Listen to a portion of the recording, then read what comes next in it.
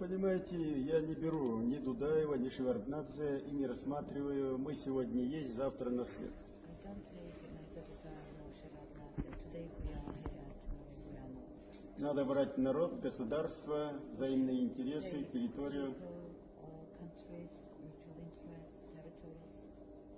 Да, вне всякого сомнения, исторически Грузия и Yes, Чечения historically, Georgia and Chechnya во все века жили как никакие народы в мире и в were других.